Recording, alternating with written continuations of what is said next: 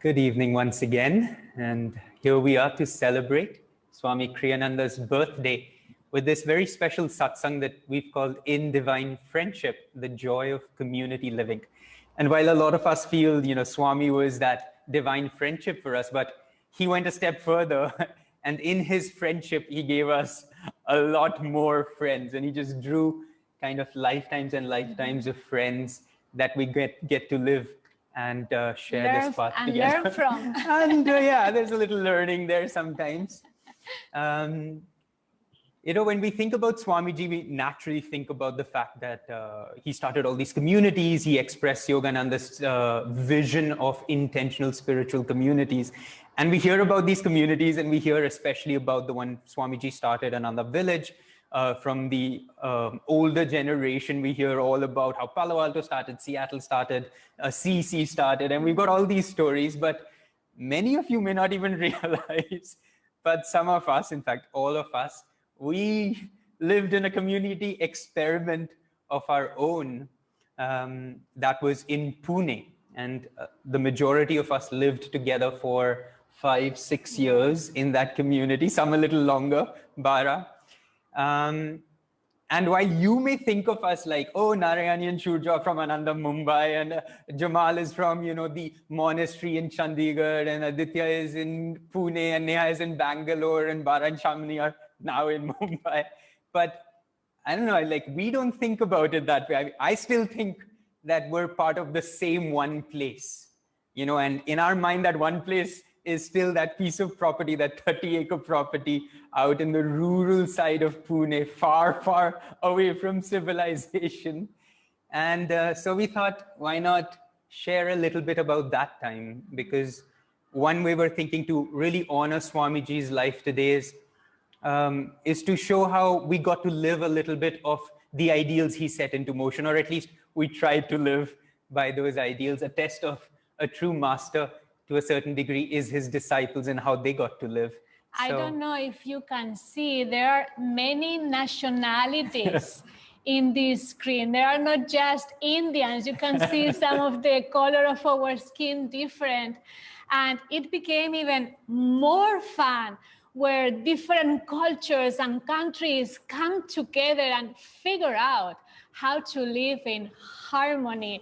And we had a lot of fun just testing our own discipleship, really, and really prove to ourselves, more to than anybody else, that we were committed to this and we believed in this.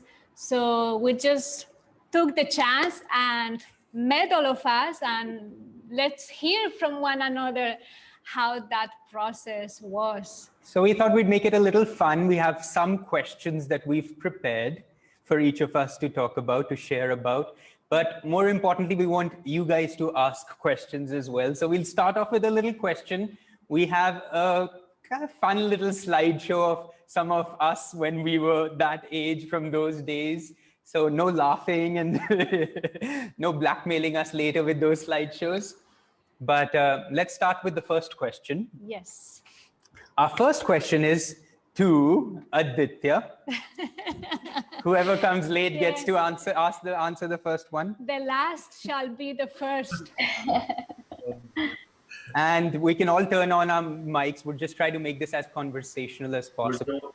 We are friends. Give me an easy question. Easy question, very easy.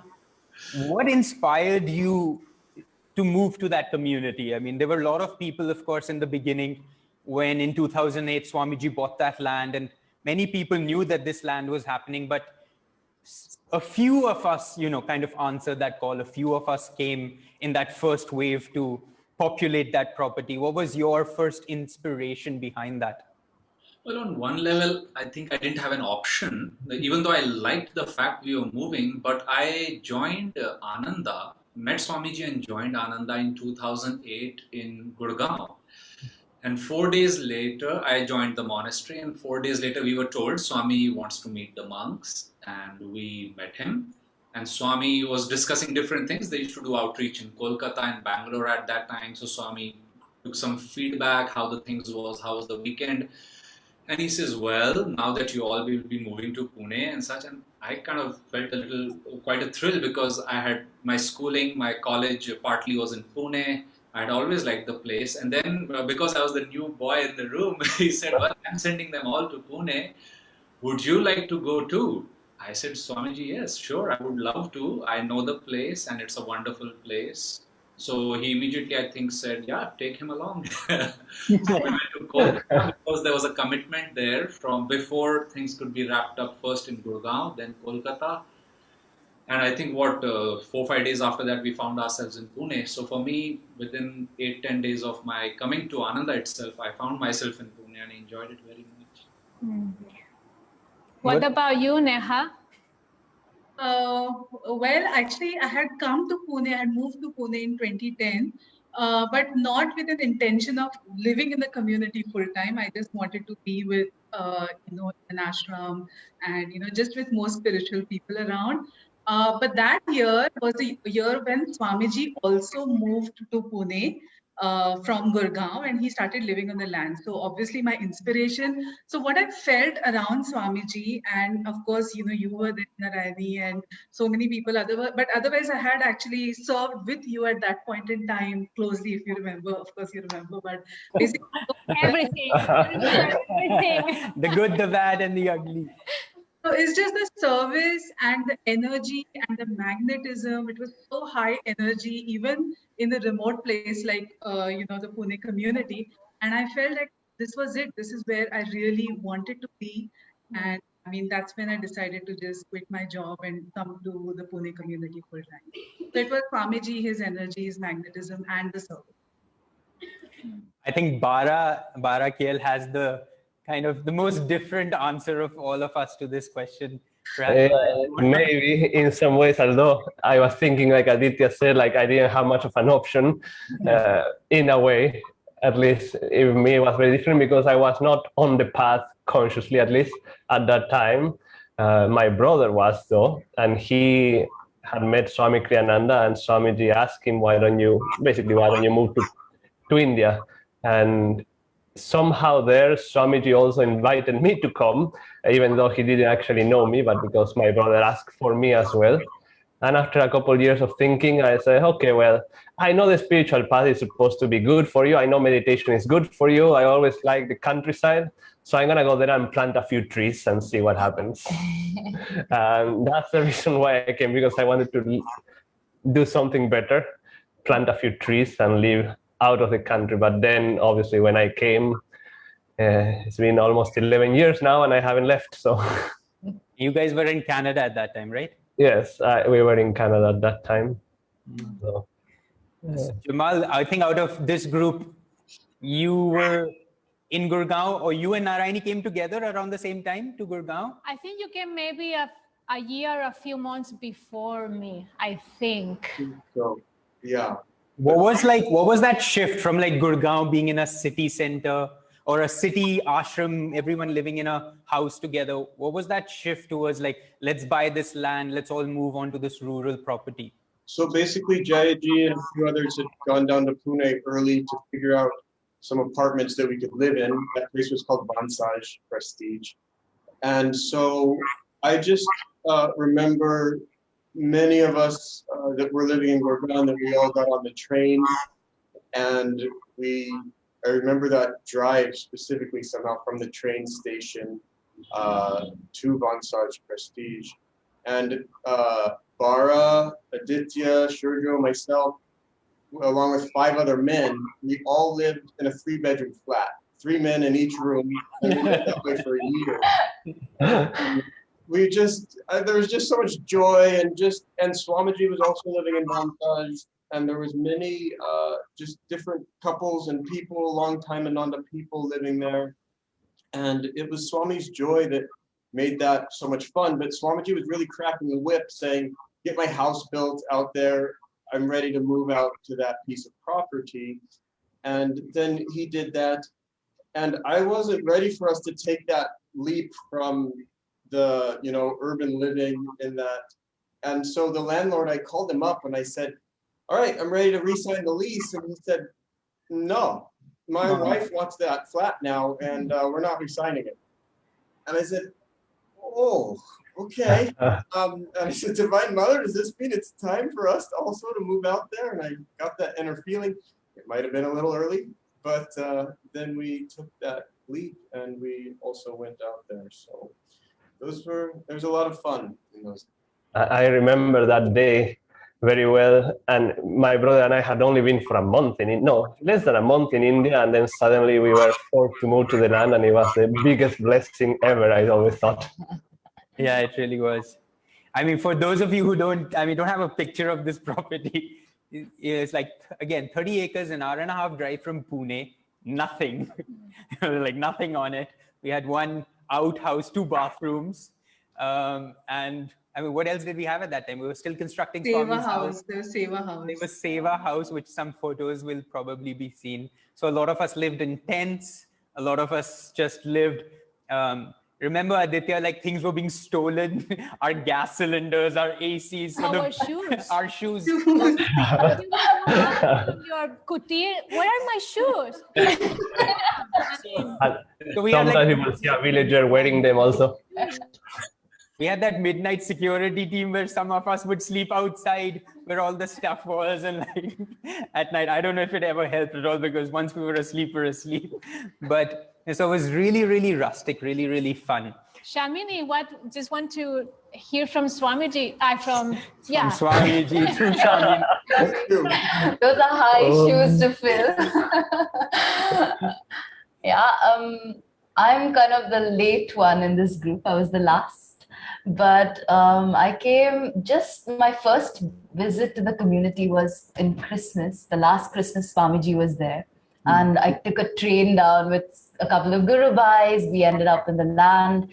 You guys had prepared what used to be the cow shed, and we slept there on like 4 mattresses. And that was like luxury accommodation for us, because everyone else was in tents and there were so many people there. And I was a total city girl. I was coming from Gurgaon, where I had only experienced Ananda as a city center. And for me, coming there and just being with all of you guys, but Swamiji and all these people from around the world, there must have been like 100+ people easily there that last Christmas with Swamiji. It was like a complete, like a different experience of what Ananda is, what community means. And so, I only moved there after Swamiji passed a few months later. But that was my experience of the land when I first came. I had forgotten, Shamini, that anyone had stayed in the cow shed. By the way, we cleaned it all up and it was all nice. There were no cows inside. No cows at that time. No, but at some point we had 1 or 2 cows who didn't have any milk. We tried to have cows. Let's just put it that way. Yeah. If we knew anything, we bought the worst cows from the villagers who were already, like all the milk was already over. They look sick also. Finally, we had to give them back. But okay, that was another business idea that we had to make a lot of. This is what's going to support the community. Let's get a lot of cows. The milk. I was thinking, talking about trying to start a cow shed. Do you guys remember what your first seva was on the land? The first things that we started doing when we moved out to the community. Neha, do you remember yours? Yes, absolutely. So before this, I had never, painted in the sense, painted the walls, I was not used to it at all. And the first time, Narayani's like, I'm going to the land and I have to serve. So I went with Narayani on the land and she's like, okay. I said, maybe it could be somewhere in the kitchen, somewhere. She's like, okay, here's the brush. And we put it in the shower house. And this full day, that was the first time ever I painted something on the wall. And I think the whole day we were painting. And I was just, all my clothes were like, I was just not, and on the contrary, Narayani was like, so good at painting, I remember when we were going to come to the land that morning for a seva day, I was in my oldest clothes and I see Neha coming down with her Chanel glasses, very nice silk kurta with the dupatta like so well, like that. And I was like, are you going to serve with that? Because I mean, those clothes, you are not going to have them anymore after that. But you know, she really took that brush and she was just there for hours and hours. And yeah, I think you know, full day we painted. Yeah. yeah, amazing. What about you, Aditya? I'll require Jamal to help me, but my first recollection is that there was no direct electricity on the land. So we set up, the first project was to set up the windmill. Yeah. There was a little bit of planning around Swamiji's house because that was the priority, getting his house mapped and leveled so we could start the construction. But am I right, Jamal, about the wind turbine? It sounds good. I really don't remember. It sounds good. I have to bring it up. The blue Omni. I just remember driving back and forth in that. We don't know what we did, but we just went there and we came back and we went there and we came back. I remember mine. I was Jamal's lab assistant. I think everyone. Swami had asked Jamal to come up with an alternative, what was it? Alternative power source of electricity on how to store power more efficiently. And so that was what Jamal was doing when I came. And I joined in, and every day we'd be there in this metal container, those shipping containers, and you'd be sweating, it'd be hot, and there we were welding all those things. And of course, on the side business was mixing cement so that we could build the monastery. So those were the two first things that I did. Narayani, apart from painting? Yeah, I remember like one of the first things that I did on the land. I don't know if you remember, Jamal, Aditya, that the first or the second time that Swamiji was going to come to the land to really decide if that was the piece of property, there was a very small group of people that wanted to be part of that evening. And the land was raw, there was nothing, absolutely nothing. So we had to bring from the Pune apartments, you know, a few things, the rag, the altar, the chair. So when Swamiji would come to the land, you know, he could sit. So we some of us came together in that blue Omni, fully packed with the stuff. I remember, you know, the carpet was like this with my face on the glass. You know, I couldn't even, because I was surrounded. I was a piece of furniture inside the house, everything else. So anyway, we arrived to the land and we started setting up the little place where Swamiji was going to come and sit and just spend, you know, an hour or so with us. And I don't know what you guys were doing. You were doing something else, but I was by myself in the middle of 33 acres of property. Nothing in front, nothing back, left, right. I mean, I was like in the middle of nowhere. And there I found myself just, you know, setting up an altar, setting up an environment, a little, you know, place so where we all came together. There was something to sit on, to eat, you know. And I remember having this feeling like, wow, there is certain responsibility that comes once you join a mission, a group of people, and, you know, your guru's work, which means that wherever we will be, we'll need to create something from scratch. And that will be something that we will always be asked to do.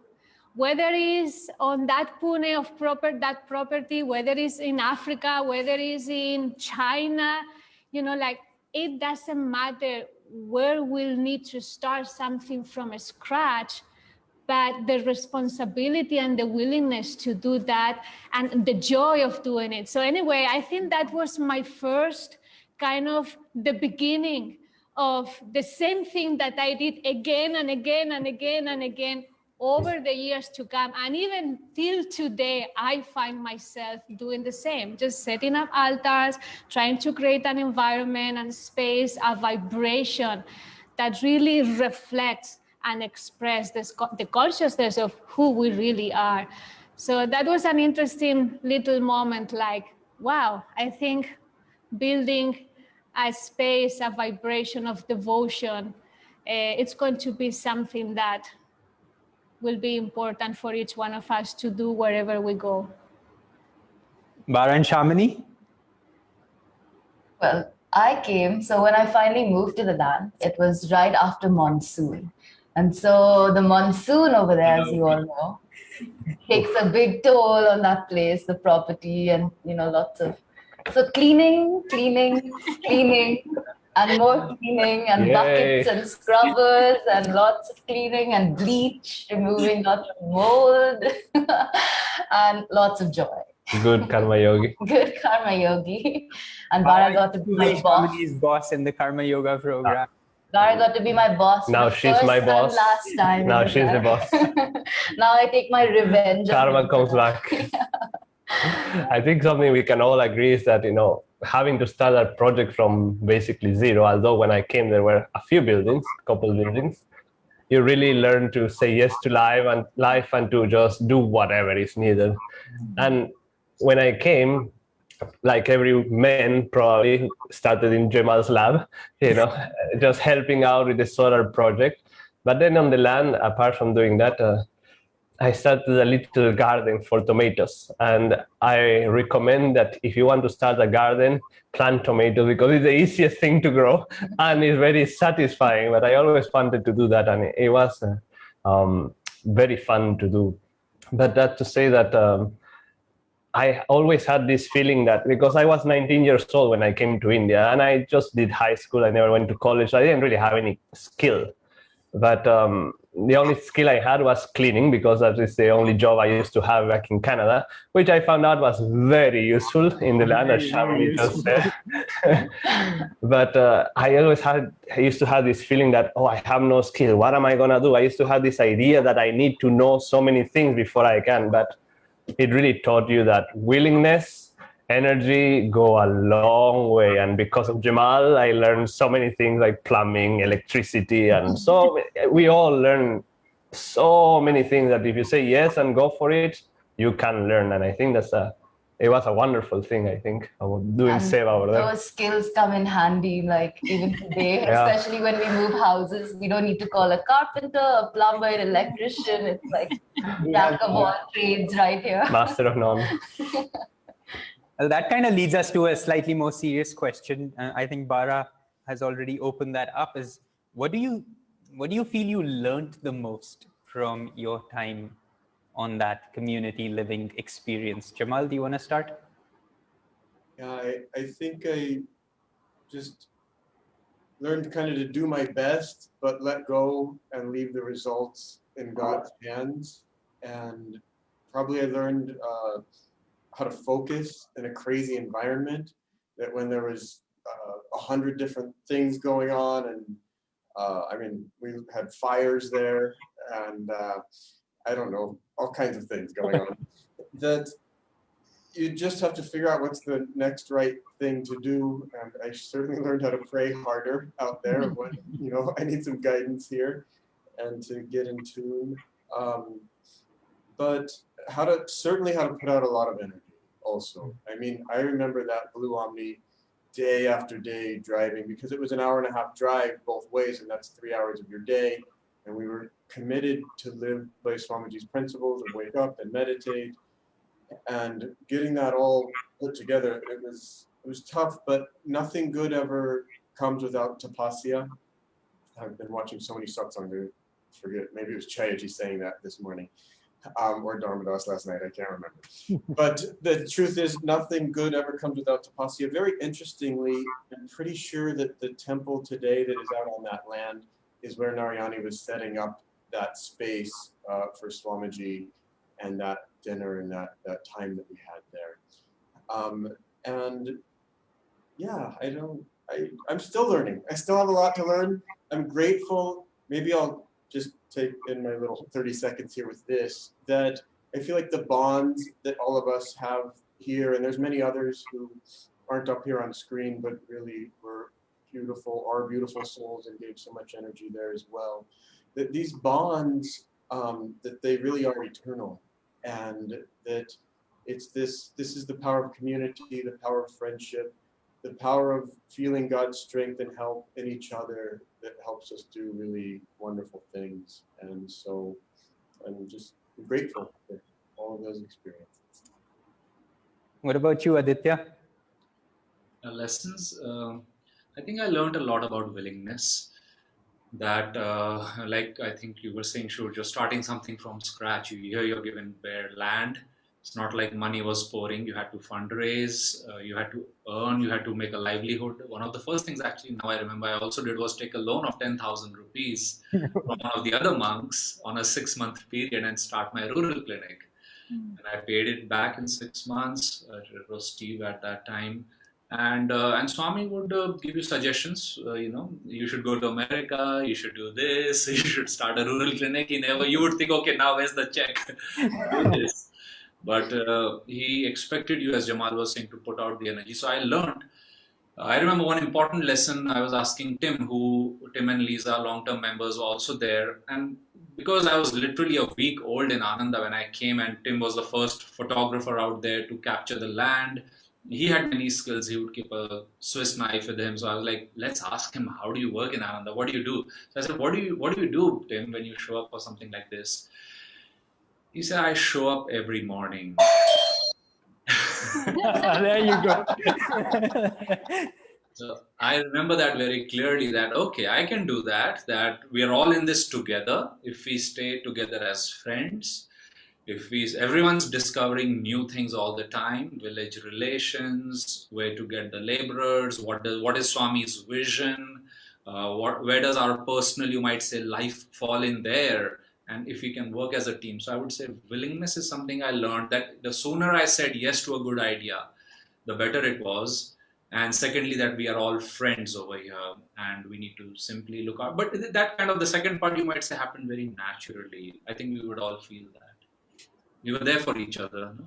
Now we don't get a chance because we are geographically separate. But at that time, hey, my car fell into this ditch. Hey, I need a Coca-Cola. Hey, can you get me I need to get my car into the ditch, if you remember.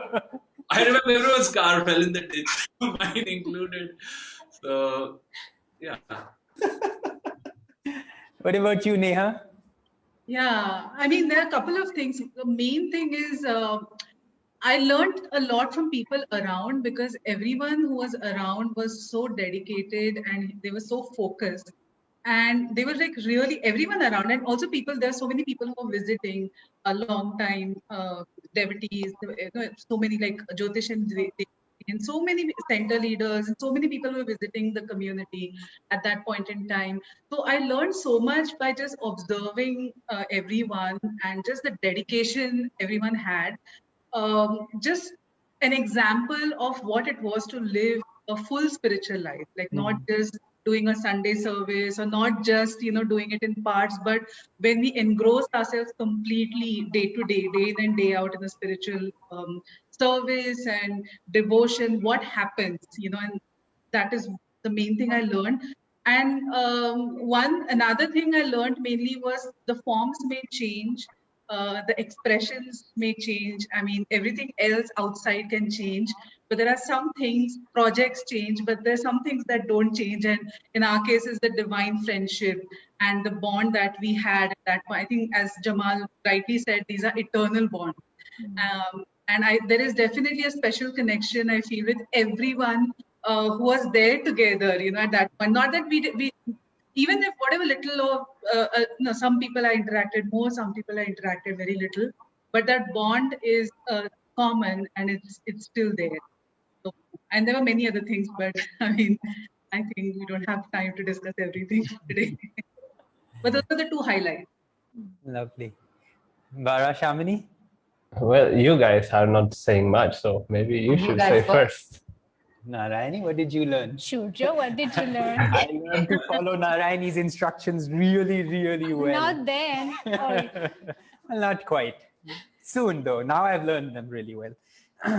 I think I've also, I mean, it's obviously, it sounds like a lot of us have such similar learnings, but it's certainly true that I feel my entire spiritual progress, if I would like to call it, is based on those 5 years on that land. It's like everything I can draw on was that really all-encompassing experience that we had. And you're right, Neha, when you're like saying, being in city centers now, you just see how hard it is to provide that for people. Because you have a little moment with them and then they're just off and then they're in their own homes and then they're doing whatever and then their environment has changed. Then their vibration is, it's not like on the land we were always happy and we were always harmonious and we were always like, you know, la-di-da. We had some really tough moments. I mean, we were always on the verge of bankruptcy, like always. Things didn't work. Things didn't work. I mean, things just didn't work. No electricity, no running water. I mean, even till today, we don't have any real running water, piped water that we've been able to figure out. No internet, no real access to the world outside. We didn't individually have money. We were just telling somebody the other day, we earned 10,000 rupees a month and 8,500 rupees was community dues. Like, all right, here it goes, back again. So we were left with 1,500 rupees every month. So you had our phone bill on top of that. We had our gas bills on top of that. We managed somehow. And it was like, nothing was missing. Now it's so hard to even contemplate that. So yeah, I think everything that exists today in me, good, bad, I don't know. But those 5-6 years are the seed of it. And of course, Swami played such a crucial role in there, but it was so subtle. You wouldn't even know that he was doing all this stuff and he was putting all of us together and directing the right projects and creating the difficulties for us to figure out. But yeah, that's where it is. And I hope we get to recreate that for everybody else's sake as well. I mean, that's the great feeling that I have now that Narayani and I talk about practically every day. And this is why we even came together saying, hey, now is the time to start community again. Maybe it'll be different, but everything of our lives came from that moment. And it's time we share that more with people. For me, there were many reasons, but I think one of the things I learned the most was the simplicity of everyday lifestyle. You woke up, you meditated, you had your meals with your Guru Bhais, you worked and worked and worked, and then go back to your evening sadhana, have dinner with your Guru Bhais, and then the next day, the same day, the next day, the same and the same and the same. And you didn't realize how much you were being changed in the process. That simplicity took away all those things that we think are important for us, but they are not. They are constantly cluttering our vision of what spirituality should be, how it ought to be lived.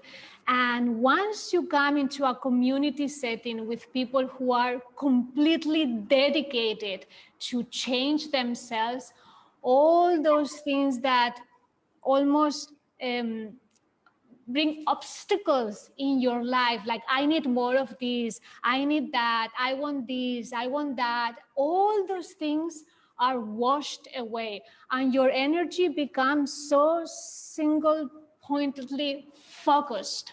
It's like your memory of why you have joined the spiritual path is always present. You always know why you are doing this, and all doubts just go away. So I would say for me, it's like how much simplicity brought into my life and how many things went away that were not really needed for my growth. And even until this day, I don't need them anymore. So yeah, simplicity on the path and the focus, as Jamal was saying, that brings you of why we are here. Wow. All right, you too. That was awesome. I think, for me, it was my growing up in every way, honestly.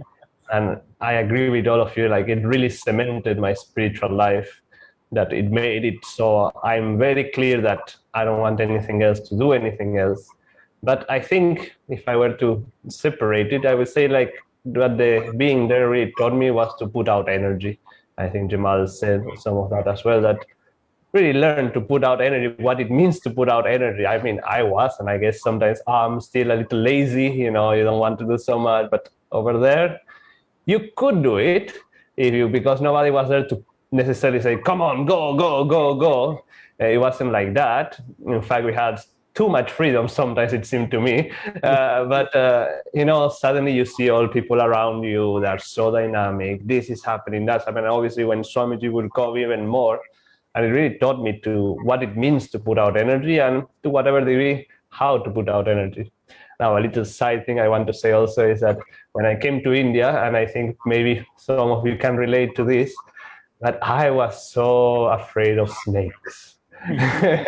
And in that piece of property, we had 3 of the most venomous snakes in the whole of India. 4. 4, actually, sorry. And, I don't know why before coming to India, I started watching all snakes videos to even freak myself out even more. At the beginning, I used to always walking the stick and going like this in the night because I was really, really. But by the end of it or the middle of it, like even the locals were calling me to get rid of their snakes and things like that. And it really helped me overcome some of even those trivial fears as well.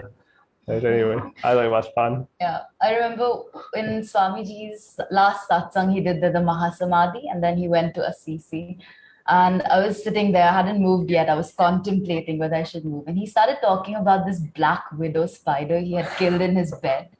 And at some point, he went on, and suddenly he, I guess, tuned into people's faces in the audience, and he was like, oh, don't worry, you guys don't have a black widow spider in this community. You have other venomous things, though. I'm like, oh, should I be rethinking this? Yeah, but for me, like you guys have said such amazing stuff. And as you were talking, I was kind of going, yeah, that's true. And the list kind of goes on and on. But if I have to narrow it down to one thing, it's probably just Guru Bhai. And just understanding the power of a Guru Bhai and, just that divine friendship. And at the time I came, there were people at all different levels. So there were people serving at the community and really there. There were people just exploring, but also devotees of Master. There were people just visiting and spending time in silence and just getting to interact with different people as someone new and seeing, where different people are at. Getting to feel out for yourself, having that sense of space to understand where you fit in this journey. And also, for me, one of the greatest highlight was really Narayani, I think, because we were kind of the only 2 Not girls. Me. You were all right. But we were kind of the only 2 girls. The boys always get to have all the fun, like electricity and plumbing, and they get to do all these waterworks and stuff. But we got to have our own fun too. And just seeing that example daily of, what does it mean to be a disciple? What does it mean to show up, like Aditya said, that was so beautiful of Tim. What does it mean to show up every day? And how does that look? That was a really big lesson, and I think that was my highlight. All right. Well, did you want to say something, Bharat, or did I cut you through? No. Let's just segue for a moment into a little show and tell. We'll go through a slideshow of some of the pictures of our time on the land. Neha put it together at first, and there were like 54 pictures, which were all amazing. It was like, oh, we can't have 54 pictures. So we really squeezed it, narrowed it down to around 20. But even they don't really give any sense, but they give you a little look and feel of how ignorant perhaps all of us were back then, how innocent looking we were, little children. These are photoshopped. These are photoshopped. No judging.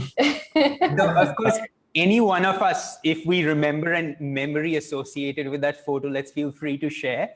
And, if there's some comments we want to make on the photo, let's feel to share. But as soon as the slideshow ends, we'll open it up to everybody else to ask their questions. I see there are already some questions in the Q&A typed out, but people can also raise their hands later on. And if possible, we'll call you or unmute you too, so you can ask your question directly. All right, Bara.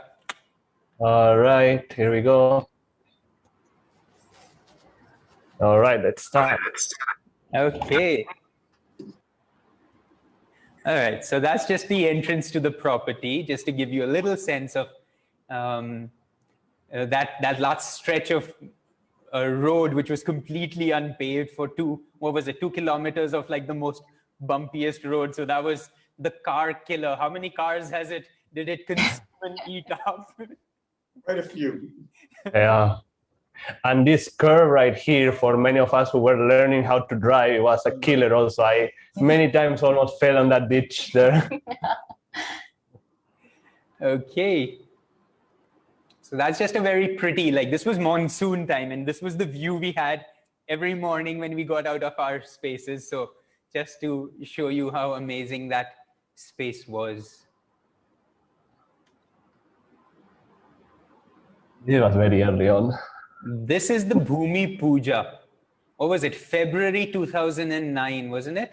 Yeah. This was the first time I came to Pune. My first time I ever saw Swamiji. I see Jamal sitting in the back over there. Yes, yes. It was a wonderful moment in time, and I remember it deeply. I think everyone can agree that Jamal still looks the same. So, no embarrassing picture of Jamal. Exactly the same. Like he hasn't aged. Yeah. But it's fun to see some people like Manju here from Bangalore and all that. We've been there for a long time. In the back. Bangalore, Kantaji, Preeti, Yeah. Baby and Jaya. Subhakshi, Yeah. All right. Jayaji. This is Jayaji. Oh. Ah, Rice planting. this is rice planting. This is Bara's Bara. first day Yes. off of the airplane, and immediately Seva, and that's Bara in case you don't recognize him there. That guy in the red shirt. And Yeah, the one Neha's in the there, red. Shujo's there. And we were planting rice. There was crabs in the water that were biting us, And slugs and leeches. Really? There were leeches. I didn't know. We didn't by want the to way, we're trying to inspire everyone to go for community, or making it sound like the worst thing ever. But it's not. And I don't think everybody will have to go through everything that you see here. Maybe at the end we'll talk a little bit about that. But anyways, We figured out like fun idea or fun time. Neha is also there. we just figured out that one in white there's Aditya. At the Yeah, back. Aditya is the only one working while all of us are posing. Okay, not posing. Yeah. But I remember in this day also, because as Jamal said, was our first experience. That was my brother there also next to me. And Neha, I remember Neha started singing Jai Guru Paramahansa Yogananda that day. And it was my first exposure to chanting. And even after that, we had a kirtan. And that's when I knew I was home with all that. So thank you, Neha. Okay. Who are these two boys? This is a quiz. pop Aditya, quiz. that's some complete stranger who we've never ever met ever. Planting bananas in a mango tree, I think. Yeah. Aditya's planting the mango tree. On the swales. Oh, okay. By the swale Shujo, of course, is at the garden. At the garden. I was planting bananas and you see papaya at the back. The little boy. The little boy. A little. Again, wearing the nicest clothes for doing mud work. White. Okay, moving on. Varus is skipping. Yeah, this is embarrassing. Don't look at my pants, please. That was probably a common sight for everyone. Okay, moving on. This was Bara's signature look, for those of you who didn't know. For how long? 2 years? Always in a hat. Always in a hat. Always in a hat. Again, a lot of seeds were planted of the EFL school now that's blossoming in Pune. Yeah. I see the seeds of it right here. So, I mean, it might have seemed like, well, what were we out there doing? But we were doing a lot of important things that are blossoming into so many beautiful things now. Those three kids were in a school because their parents were the Sangha, and Gayatri in the white t-shirt and Kantaji in the brown kurta had formed the team of EFL. We would have weekly book study and teacher training, and the school ran for 6 months. But then, the family, it was a lot of coming and going, and we never had enough children, but we had 3-4 committed teachers there for those many months. And I guess for me, that was my fulfilling of planting trees. That's the reason why I had come. That was Swamiji's living room. Satsangs. Yeah, we used to have a lot of satsangs when Swamiji was living there. This is what we lived for. It was like Yeah. any moment we're going to get a message, mostly through Narayani. Swamiji is going to, have a satsang this evening. Everybody was like, yeah, put all your stuff away, clean up as best that we could in those days, and then show up to just see what he would give for that day. Amazing. Yes, Master Me, that's Devendra with his beard. Oh, yeah. Yeah. Devendra, and probably this is Pradnya here for those of you who are in Pune. Yeah. There's Sheetal's husband. Yeah. Yes, In Swami. here. With their Unless son, we who is keep now talking. Diwali. Also there. Yeah. Sheetal is there. Wow.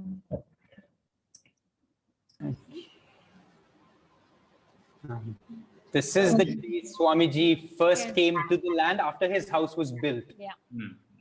This must be in 2012, actually. No, Yeah. No, before 2000 that. and Oh, yeah, of course, before that. Yeah. 10 January. Yeah. These were the moments we lived for, to be in Swamiji's company, his grace. Yeah. They're so precious. Everyone was so excited and curious to see what Swamiji would say about the new house.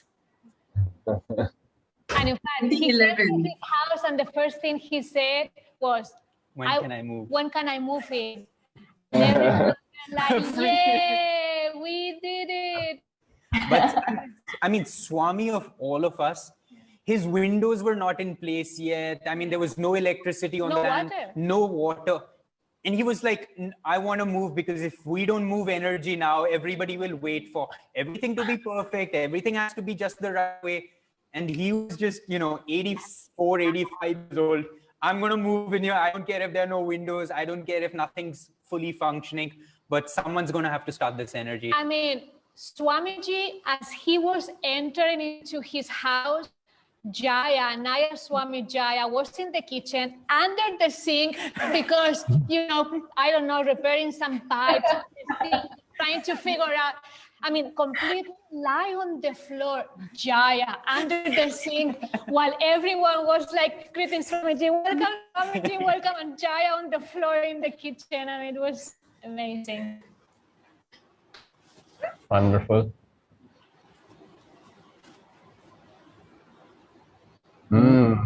Temple.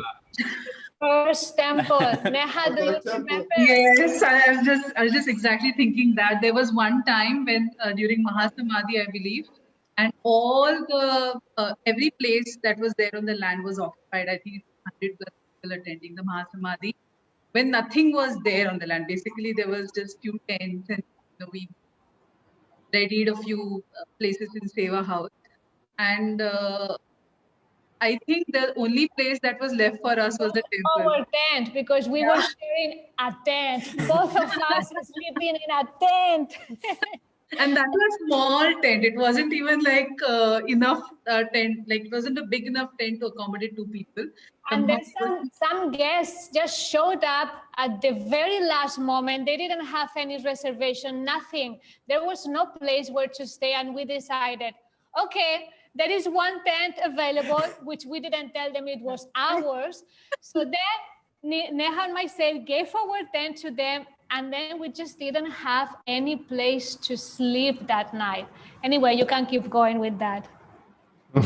Yeah, exactly. And then we ended up, I don't think that time the temple had the roof as well.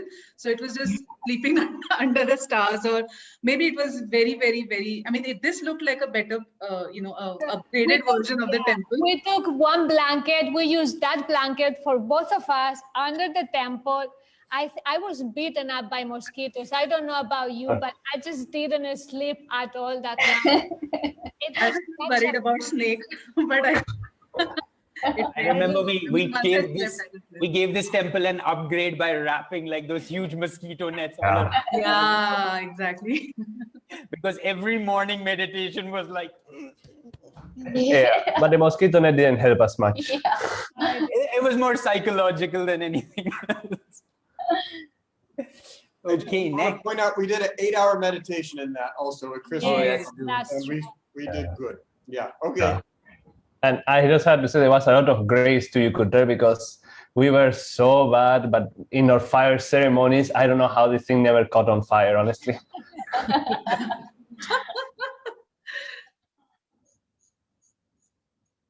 Seva House. Seva House. That was like a that existed before we came, right? This is where Baba and the caretakers used to first live. But not the roof. The we roof made was the roof. added later. So this became like our dining area, the kitchen, a guest house, Aditya's clinic for a while, the school for a while. You know, it went through so many incarnations. There were so many rats. It was the rat's house, but we got to stay there with them for a little while. You can see here at the back. Also in the photo, you'll see Ramni. And behind that, there's a garden. She was actually doing the organic garden. Maybe you can see some banana leaves there. So those bananas are planted.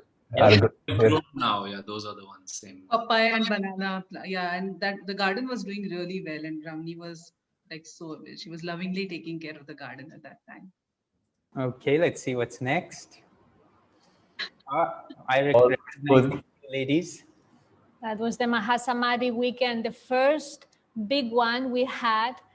Everyone was serving that weekend. Everyone was giving up their seats, their tents, their energy, their time. Everyone jumped to make that weekend because it was the first weekend where we could finally host people. I mean, people could spend the night with us, with Swamiji on that land. So it was a very special weekend. Mahasamadhi spending the night on the same piece of property where Swami Kriyananda was also living and spending the night.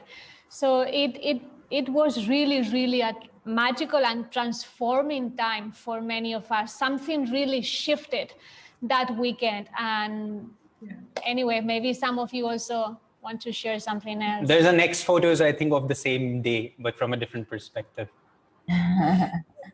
There we go. For those of you who know, there is Gaurav right here, this little boy. And Jonah, and what was this guy, Bijay? Bijay, by the way, he's still serving and he's helping home study with payments in Nepal right now. Oh, amazing. Yeah. Wow. Prisha is here at the back. There's Keshava and Pujo is also there. I'm also there, hidden there. Prisha's here on the side. And this is probably Avinash here. Nirmala is there. Keshava is there. Roma is there. Dharmini is there. We had that weekend at least 110 people. I don't know how we managed. You can see at the very back Federico. Yes. Pizzas. What is this, Shurjo? This was my pet. Her name was Sita. We had rescued her from some villagers who had caught her. And I don't know, I kept her for 2 nights in my little kutir, and she pooed everywhere. I realized I need to put her somewhere outside. So then we create a little enclosure for her. But after she grew up a little, then we let her go out into the wilderness, back to her mommy. So nice. Very cute. Who is the guy with the hat again? That's how you can recognize Bala. What were you guys building there? Any solar panels? Yeah, we didn't have reliable electricity at that time there, and so a lot was done with solar, and we were all working together to put it together. So on the roof, you can see you've got S.A. Bara Avayu now. That's me. Aditya is there down. Jamal's further down. Biraj, for those of you who know him. Is that you, Neha? I don't know. Yes, that's me. There you go. As you can see, all of us were everywhere because there was nobody else to do anything. I'm really surprised no one got injured in these kind of things. Like, nobody ever got injured in this kind of thing. I'm surprised. I think we never thought about it, so it just never... Master's blessings for sure. Yes, it was Christ. Dr. So many haven't seen Aditya with beard. The first clinic. This was in Seva House, no? It was in Seva House, and that was a cupboard somebody donated on the left little thing. and yeah, the generic medicines and yeah. As long as he had his stethoscope around his neck, he needs Sometimes people would come, they're like, I want to meet the doctor. Well, I am the doctor. And when I formally opened a clinic, I realized, maybe it's time for the hair and the beard to go because they want a sensible one. That's the next picture. No? The next picture is the second incarnation of the clinic. There you go. All professional. Clinic and Fruits of Ananda together. Neha, you used to work there, oh? Fruits of Ananda. Yeah, so we put together Fruits of Ananda with the intention of starting some business. It was actually Sandeep and Dilkhush, their idea. They, basically they were behind the scenes for all of this. And I, along with them, we actually both happened at the same time. So it was the clinic and the Fruits of Ananda, where we just sold, like it was a small boutique sort of a place. And when people, the idea was people who would go to Lavasa can also stop and, buy some things here. But whenever we had retreats or anything, then people would come. And then just like how we had, there are like little small boutiques in different centers. It's similar to that. Nice. Oh. No. Swami P. Who's this fatty? It's gone. Yeah, Narayan, you lost that also in the land. The land claimed her cheeks. I think we were the first brahmacharinis at that time. We took the vows, and she was the first one, I was the other one, and we did everything together. She was really, I learned a lot from her. She was like a very, very jnani, very, disciplinarian, tough person, but we just got along with each other so well. She really had a deep, deep respect for Swamiji, even though she followed her own monastic vows, but she felt very inspired to take the Naya Swami vows from the Naya Swami order. And yeah, she was from do you remember which? Bihar school of yoga. That's true. She was Swami Pavitrananda Saraswati, right? Yeah. Yes. Okay. Yeah. Okay, next. Okay, there's some of us again. Was in Vansaj Prestige? I can't remember the date, but maybe it was Thanksgiving also. I can't really remember. Probably. You've got, I guess Jaya is in there. I don't see Nirmala either. But was this Amol's apartment or was this that couple from Canada? Their apartment? It's Dharam Das's because I remember his big books in the shelf, the blue ones. Yeah. The shelf is his. So Yeah, that's true. And the house must be his too. Yeah. Yeah. Yeah, the painting, I remember the painting as well. Nice. This is further in time. Master's Cafe, everyone. Yeah. One of my many incarnations as a Bara de Barista. That homemade cookies and coffee and other things. And Shamini did all this art up here, Master's Cafe and all. That was another seva they had to find for me. Why don't you just paint something over there? Why don't you paint something over here too? It's like, oh, you're sitting free? Let's paint something else over there. So I got to do a lot of fun painting everywhere in the property. Yeah. Somebody who came with even one slight skill, it was like, we're going to use this skill to the maximum ability. Yeah, I remember visiting the land after Shamini moved to the land, and all these walls were like beautifully painted. It's like the mad artist. And you can see the diversity here. Like this guy on the left is Victor from USA who lived with us for a while. Then this one was called Bholenat or Ricardo from Italy. Shamini is part Indian, part Malaysian. Very confused. I was born in Uruguay in South America. This couple here were from Belgium. So you can see there was a lot of people from around the world coming in. Wow. Okay, next. The joy of Seva. Some of the girly things we got to do. Cleaning. No, I think we were setting up a wedding ceremony from this Russian couple that they were going to Irina. Yes, they wanted to get married in Swamiji's house to receive his blessings, and they really came to Pune just to be married within Swami's house. So I remember that we were just setting up the altar with the flowers, with the guys who came, and we were just bossing them around how the flowers should be. But again, we all got on our knees at some point and scrub, and although you were getting flowers, we all got to do everything. Yeah. I think this is the last of them. Last one. This is the last one, I think. Playing holy. Wow, holy. Wow. I remember that day so well. Yeah. Joy, joy, joy. Oh, Shishir is also there. Yeah. Shishir. Yeah. Richa, Tushti, Surendra, Megha, Varsha. Dharna. So many people. Amazing. Gaurav, Aditya, Jamal.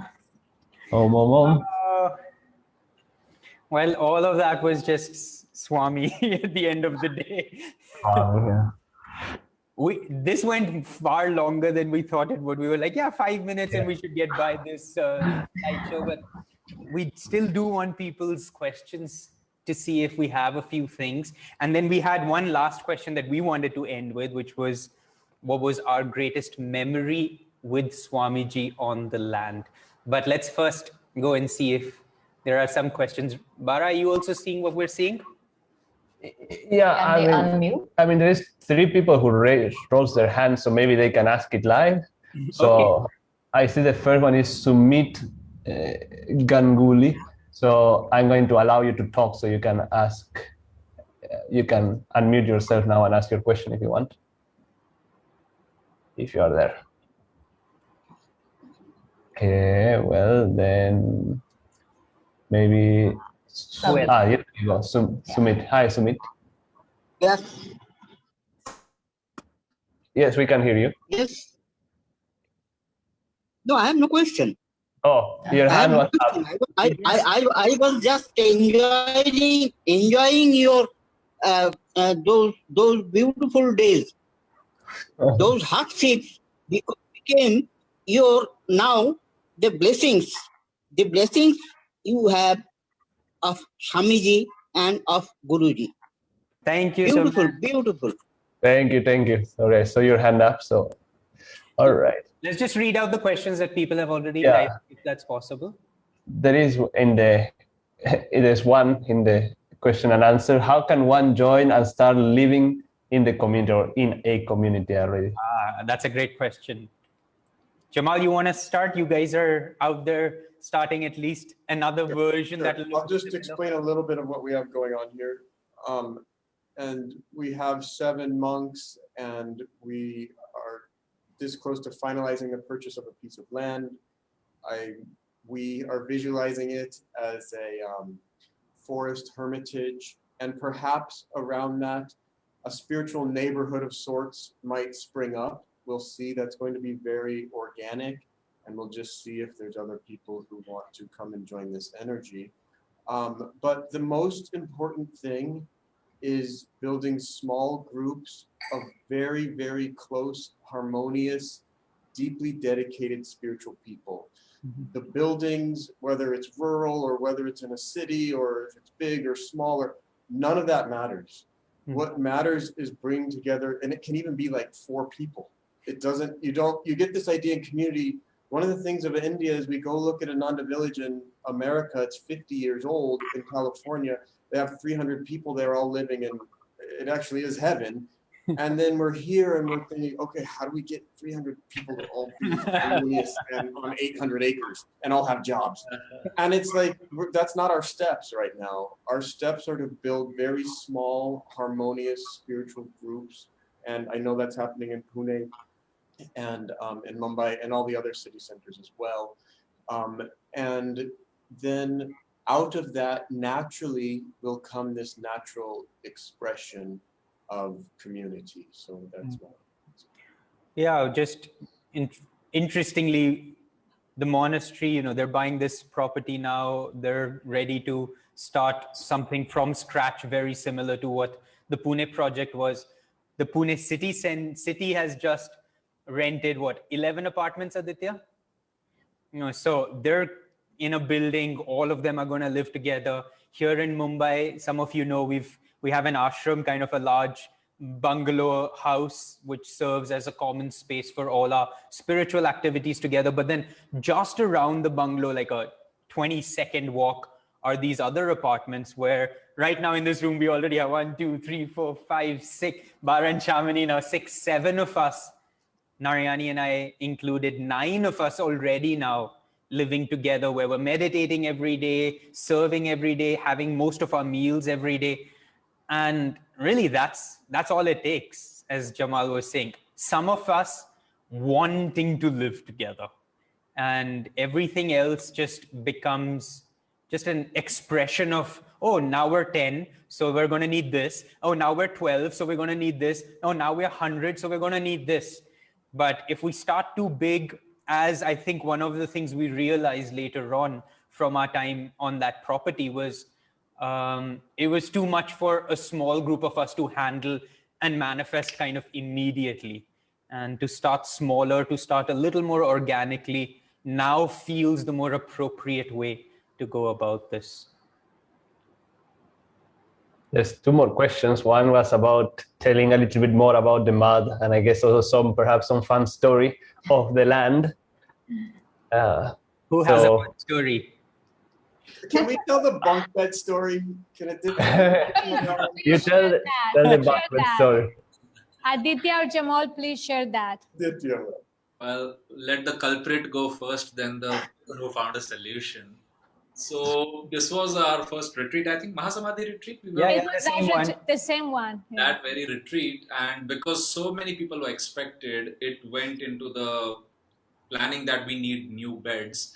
And many Westerners were coming, so I was given that department that, okay, you order so many beds, and to maximize on the space, we made bunk beds, the ground floor, first floor kind, 2 beds. Except that I started running my mind, instead of taking a regular measurement, I thought, hey, Westerners are coming and some of them can be very tall. So why don't, so I just, in my mind, I said, okay, I'm 6'1.5", maybe we should order 7x3. And so it will solve the problem. Big people, tall people, everybody can go there. Except we ordered many bunk beds like that. They came, and when they came in the tempo and we had to take them inside the room, we realized the door was not big enough to in any way allow those metal welded beds to go inside. Nothing. And we tried, like, sometimes, you do this, that, nothing would work. And guests were arriving. Register. They're like, hey, I'm fine. Yeah. How do Guests were with their suitcases coming out from their Uber. Hi, where is my room? Just 5 minutes. I need to rest on my bed. And so we quickly took the beds behind the room, and we started, Jamal and others pulled out a hacksaw blade, and we started cutting them in the middle. Now, these were cylindrical poles. So we cut all the 4 legs. One by one, we took it inside, and then we stacked bamboo sticks or some metal rebars in between. So they were wobbly, but they wouldn't fall. But that was like learning right there. His glasses and that metal thing. Welding machine. Welding machine, like with all this fire coming out, and the guests like, no, your room is almost done, your bed is done. And they were just like, what's happening here? I mean, that's the true meaning of we are making the bed. That's the true meaning of it, I think. Yeah. We just put your bed. Give us 20 minutes. We'll take you for a tour of the community first.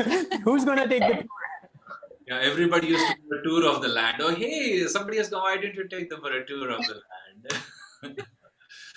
Many of us did so many things we've never, ever, ever done. So it was like almost always the first try was, just really hard to figure out. I was thinking, remember, Jamal, we were trying to figure out how deep those bore wells were. Wasn't that a fun? Let me just tell you right now. So Sergio's degree is not in science, and I do have one in science. And we dropped this little tiny rock down the well, and Sergio just broke out this 9.81 meters per second divided by his stopwatch time, and the well is this deep. And I was just looking at him like, how did you do that? I don't know where it came from. It's just like, oh, I like, yeah, 80 square by 2 is how you you calculate the distance. Wow. And it's like right there.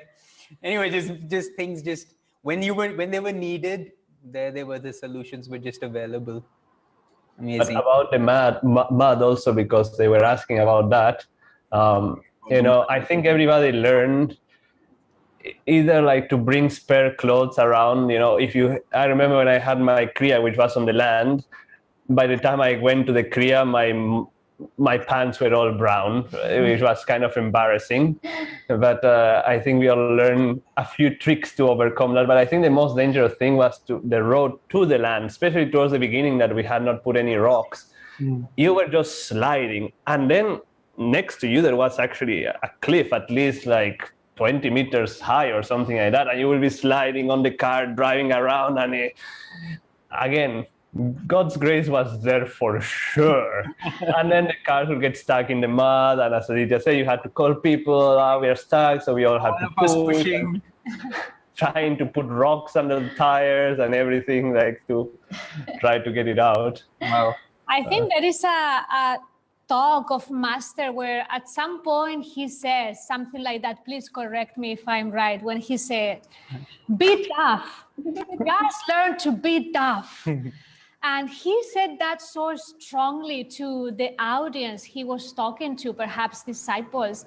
And I think that's what I feel each one of us learned above all. Like to be tough, but tough in the sense of the spirit, to be strong, to build character, to learn how to behave, to develop the willingness, the joy, and the fearlessly energy to just deal every day, really every day, with whatever your own karma brings up to you.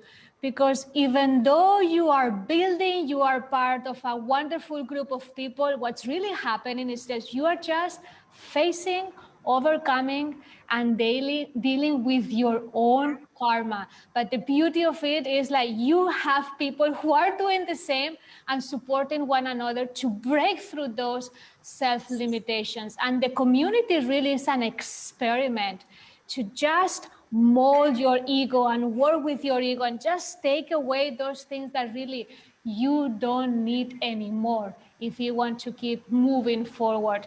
So I think that's one of the things that community will always, especially spiritual community, will always provide you. It will build character within you. And then wherever you go, you will be ready for it. So yeah, I would say everyone should at least try to live in a community and learn how to be tough. There is I don't know if we had time for what we wanted to finish with the Swamiji question, but is there time for one more, a very valid one that is popped out a few times? That is, what was the most challenging thing about living in community? So I don't know if we have time for that. At least a couple people can answer. Anybody have a thought on something that really challenged them? Neha? Yeah, I was thinking, I think the challenging thing for me was to be able to live, live independently, no matter, that way. But there were other challenges, like as, Narayani mentioned, but I was able to overcome them in the sense that, okay, there was no hot water or, I lived in a tent for months together without a bed. I realized how important, I wouldn't say important, but how, that was actually, it was a gift to be even able to have a cozy home and have a cozy bed. That's also a blessing in a sense. So, but those things I was able to overcome in the sense that I felt that, okay, actually we don't really need so much, what the basic thing that we need is to be in tune with God and to be serviceful. And if we have these, I remember there used to be all this music around while I was trying to sleep in the tent. And I would listen on my iPod all night. I would listen to Swamiji's music. And I didn't even feel like those type of challenges I was able to overcome. I didn't even feel that it was chaotic outside. or it was so noisy outside that I cannot go to sleep because of that, because Swamiji was right there. I remember the office when I was trying to work, like I'm so used to working in a very good quiet environment, and then suddenly there was this office that was bustling with people and a lot of noise, and it was hard to focus. But then I realized a way around that I could just listen to Swamiji's music. And then nice. the main challenge for me was to be able to learn to be independent and and take think of God and Swamiji and Guru as the basis. I think if I think about challenges, I think the greatest challenge is always people. At the end of the day, that's just the greatest. Everything else can be overcome. Everything else, a solution can be found. Everything else, or you just say, but the idea behind the community was not whether or not we'd figure out how to get hot water, whether or not, the thing is, we had to figure it out with people. We couldn't just figure it out on our own. A, we didn't know most of the time. And B, resources were so scarce. How many projects did we have that needed funding all the time? And it was like, how are we going to decide who gets to, utilize that funds? I mean, every day was who's going, what money is there? Who's going to do what work?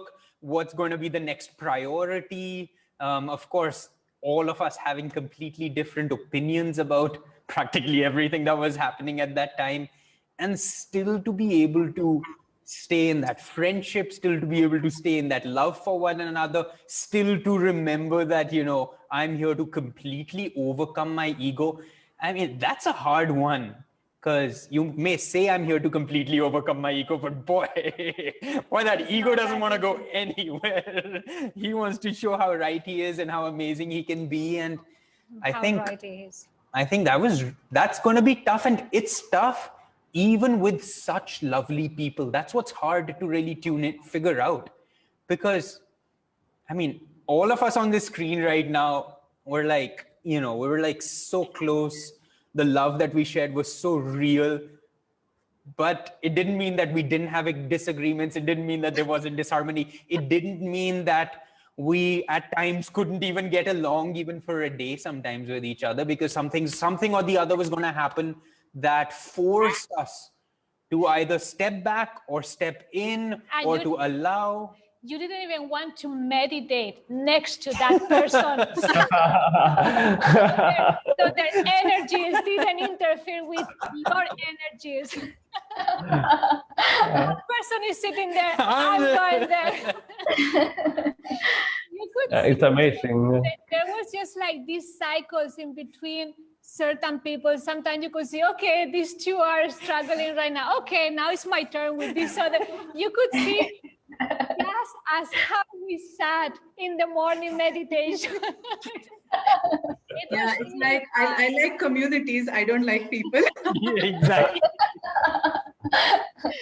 It was super But fun. it takes something that crazy, that big. Otherwise, we have enough reasons to say, okay, I'll not work with this person. Okay, I'll do it this way. Okay. And we constantly find ways to just sideline the problem and figure out a work around it where my ego is intact. And, I get to finally have whatever I thought I will. But with that project, there was just no way. It was too big and we needed help. That was what's amazing. There was no way any one of us could have figured it out. So we needed help. We needed each other. And that really was the most amazing thing we could have done. Yeah.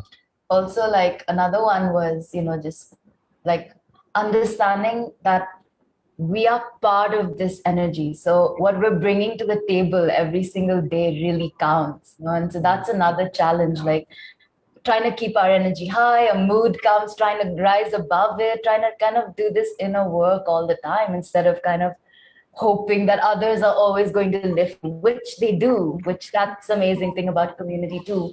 But then learning to also give back to the group, that gives a huge amount of growth in a person, because we don't learn that usually in general settings. We're just kind of living off each other's energy in some ways. Yeah, and I think the happiest times were when we were just completely engrossed in service and we did not think of ourselves. Thank God for that. All right. Anyway, yeah. We're well past our time. So sorry for those of you for dragging this along. But I think if we can just come back to the amazing soul that we're honoring today and everything that we're talking about, he was like right there, in the midst of it all. And without him, none of us would have this experience, like not one of us. So maybe there's some of you who have a very, very meaningful, very, very even personal perhaps, or just something that in those days, in those years on that land or during that time, anything you'd like to share that Swamiji shared with you or you shared with him? Maybe tied to what you were sharing, guys, just now is that we were all there for a larger work. And Swami always kept that clear through his talks worldwide. So it was not like we were in this idyllic valley, which was beautiful and scenic for ourselves. So, just like Narayani shared that Neha and she gave up their tent, things like that. I remember there was a satsang one time and one of our members couldn't attend it. And later the person said, "Oh my goodness, what did Jyotish and Devi talk about?" And they said, "Oh, their topic was how to forget yourself completely in service to others." And I was like, "Oh, wow." So those kind of things that Swami, I think he was teaching us. He was writing books. His books were winning international awards. He was doing his part. People were supporting what he wanted. He was teaching others. So I think that's what we learned, that yes, make the world a better place where you live in its simplicity and beauty, but we have a larger work to do. And I was also thinking that on one level, did we make the community, or like Jyotishji says, or did you work on the community, or did the community work on you? So I think the land really worked on us, and we are grateful for that. And that's exactly what we are continuing to do right where we are. We all need to do that. Those are the things I learned from Swamiji there. Jamal, do you have any particular thoughts? In my head right now, by the way, the retreat's still there. People have been working on it for the last, 13 years or something. It's not all mud and snakes. So people can't go there right now due to COVID, but later on you could. And there's a spot out in front of Swamiji's house, and people would work really hard to transform that, and we would all eat dinner there, and there'd be lights up, and there'd be singing, and there was this, it's a feeling of community with Swamiji. It was like being in the astral world where we all were just really in heaven, and there was just so much joy there. And I have so many memories of that house, of Swamiji. Some of them are my deepest spiritual experiences, which I won't share. But there was it was such an interesting thing to go out and do all this hard work, yet you always knew you had this safe, it was beyond a safe space. It was that your soul was caressed and that you just felt so uplifted and you could come to that. And it made any of the tapasya just absolutely worth it for me, of hoping and praying that I was pleasing Swamiji with whatever seva that I was doing for him. And whenever we got called to those dinners or just watch a movie with Swami or anything with him, it was really just, it was spiritual times in my life. I mean, really. I remember a little story that for me was very sweet. That again, we next to Swamiji's office, we constructed, and I was not involved at all, but an amphitheater that, many of the videos you see on YouTube, he was giving talks there, and we will do concerts or plays for him there. And I remember this one time, some of us getting things ready there, and we didn't want to disturb Swamiji, obviously, but we were getting things ready there, practicing, seeing what needs to be done. And Narayani was there also with us. She was obviously Swamiji's assistant, but she was there helping all of us. And suddenly I remember Swamiji opening his office door.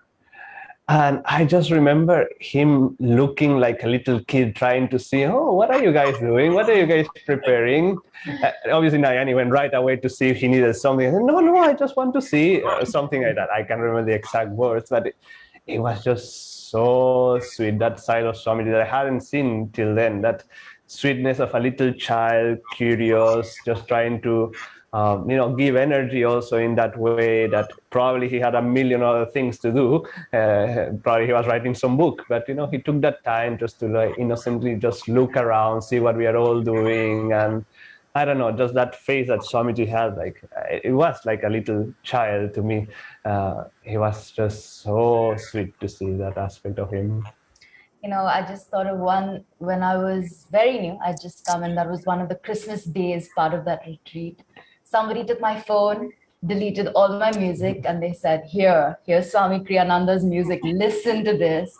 And so that was the first time I was experiencing Swamiji's music. And I was just sitting on one of the benches. It was the early evening, maybe 4 o'clock, 5 o'clock. And I was listening to some of the songs. And it was the first time I was hearing Swamiji's songs. And I all of a sudden looked up and I could see Swamiji going for his evening walk with Shurja Narayani, just kind of walking towards where he would go. And it was so amazing, that moment for me, because there was Swamiji, but I was just trying to figure out, how do I connect with Swamiji, and in that moment, it became so real to me. It's just, he's given us everything to connect with him, through his music, through community. And the physical form, in a sense, mattered so little. Even if he was there were so many ways to connect with him right here. And that was a very important moment, I suppose. Just a beautiful moment for me. Yeah, I would add just one point. I mean, not add, actually compliment. There were even like I have lots of memories of Swamiji at the land. But as Shamini was saying, as he was walking, sometimes he would talk. I mean, to Jyotisha Devi or Narayani and Shurja or whoever would take him for a walk, and his voice itself used to be so magnetic and soothing. Sometimes I would be inside the kutir, and all I could, we would not try to come out to, to give him space, but just inside the kutir, I could hear his voice. It used to be so powerful, so magnetic, and so soothing. I remember these times when he was the talk. That was the beginning, the first, the one that Ryan was recording. And then, that time I also had a job, so I would work in the city, like, for like whatever, time were a little flexible, and I would work and then travel every day to the land, because Swamiji would give these talks in the morning, 5 talks in the morning and 5 talks in the evening. And those moments were so special. I think so many people experienced, it was small group, it wasn't a big group. Everyone was, invited. In fact, that was one series where everyone was invited to come, and still the group was very small because it was just the beginning. But it was so many people who attended that, a dozen full of people who attended that. Everyone experienced a transformation at some level. I mean, that was my foundation of when I heard Swamiji talk about these teachings, and everyone has their own little stories of how those teachings transformed them at that point. You have anything you want to add? No, you. No, I would just like, we're getting, Yeah, it's already. we're going well past our time, and we have Finding Happiness at 9 o'clock for those of you who really want to see, what the end result is after everything that we're talking about. If we could carry that energy throughout, consistently growing it, what that could look like. So if that's something that inspires you and is something you'd like to join all of us in that vision of both Yogananda, but then that which Swamiji made alive, do tune into that movie. And hopefully we can do more of such things, because this was real fun. We could take other topics of things that we did together, and maybe have more such conversations, and more people can tune into them, and hopefully they feel inspired to join in any of these expressions that are now starting to manifest. So thank you so much. Anything we want to end with? Any one of you? Aditya, will you end us with a healing prayer, or with... Even if it's quickly, won't you and Narayani share a line each? Yes. Swami was awesome. No. Okay, quick line. My first time I ever met Swamiji by myself, or, like had the first connection with him on the land.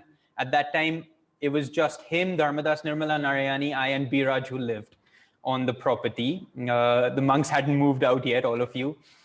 I was the maintenance guy. Swami's AC started leaking. Obviously, it leaked right onto his computer and completely destroyed his computer. And he was in the middle of writing one of his 150 books, as he was always writing constantly. So they called me to see if I can fix the AC. All right. Yeah, I cannot fix any ACs at all. And here's Swami sitting on his table. The entire table's drenched. His computer's completely drenched. It's not turning on. Nobody can do anything about it. He's lost probably a lot of everything that he was working on in that moment. He looks at me, he says, can you do something? And I said, I'm sorry, Swamiji, I really can't do anything.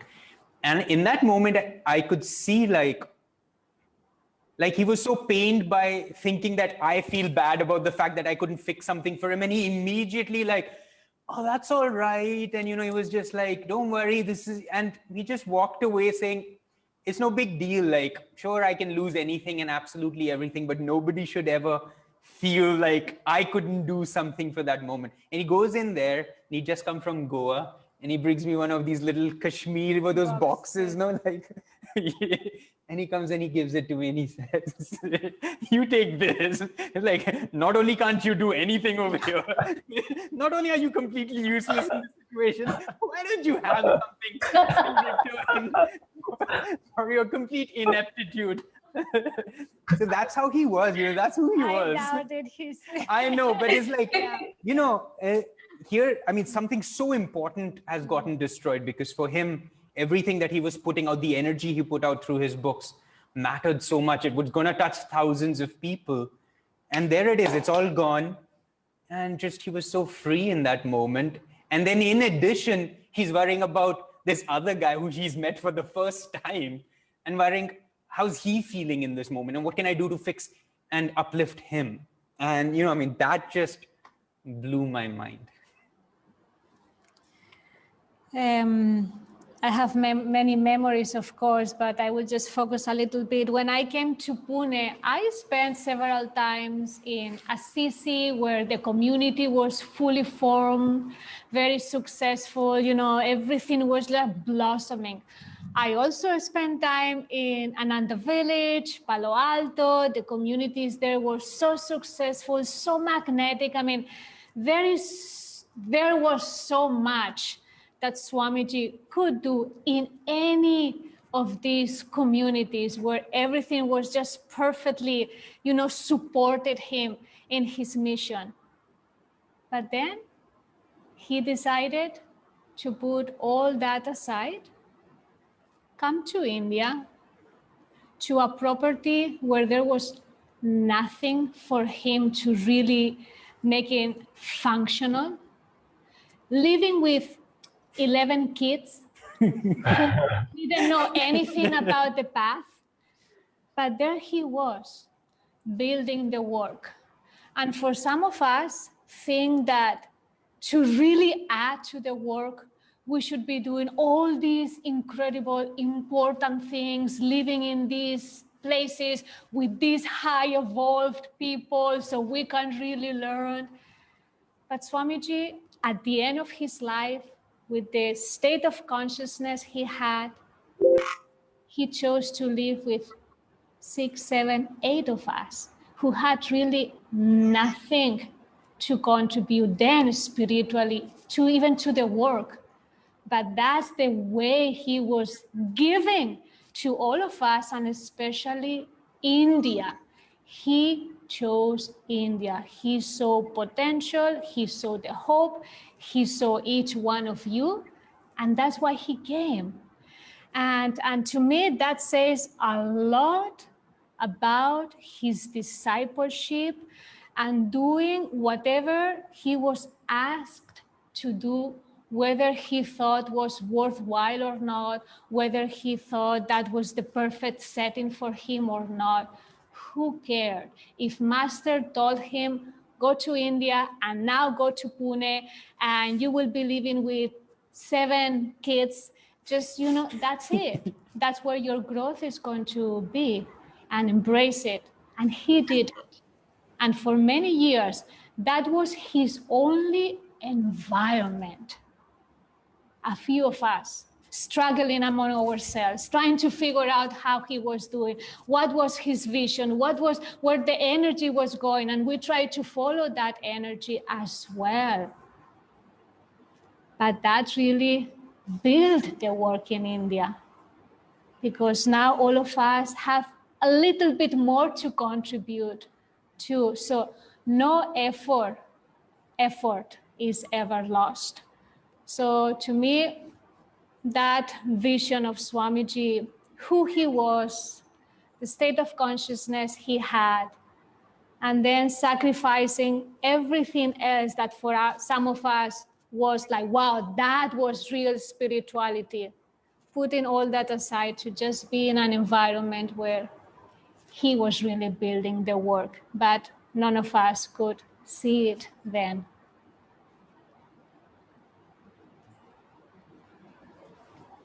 Friends, let's close this beautiful satsang. I'm sure we'll have more of these. Let's close this with a little prayer and a prayer of gratitude. Let's close our eyes. Let's especially thank God and Gurus and Divine Mother for the gift she gave the world many decades ago on this day. Let's thank the willingness of Swamiji to come and live through the times, circumstances, with deep devotion, that his life ultimately became an example to so many, continues to inspire so many. And let us on his birth anniversary invite him once again to take birth in our heart, in our minds, in our limbs, that we may grow as he grows within us, that our attunement may grow, our joy may grow, and that, as any divine child would like, become ever more perfect instrument for our line of masters, for Swamiji. Let us see his eternal living presence even now in the world. Let us see his light around the world, serving as instruments. Let us rub our hands together now, chanting Om 3 times. Thank him and channel his blessings to the world.